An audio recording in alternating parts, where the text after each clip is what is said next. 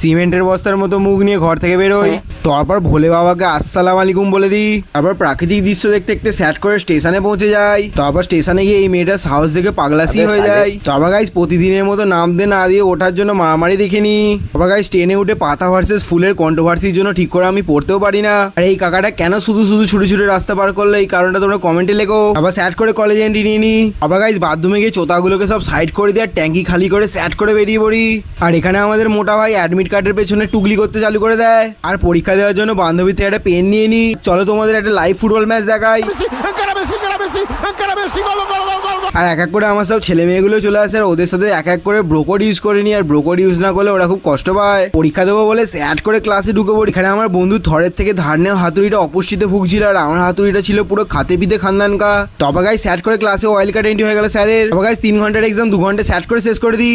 ভাই তোদের পরীক্ষা কেমন হয়েছে? আসছে বছর আবার হবে, আসছে বছর আবার হবে। বলো তোমরা মাই কি জয়। গাইস আজকে আমাদের সব বন্ধুদের পরীক্ষা গপ গপ হয়ে গেছিল, কিন্তু আমি গপ গপ করে খাওয়ারকে স্যাট করে রিভিউ দিয়ে আবার গপ গপ করে খাওয়ারকে স্যাট করে রিভিউ দিয়ে বাড়ি পালিয়ে আসে আর ব্লগ শেষ হয়ে যায়।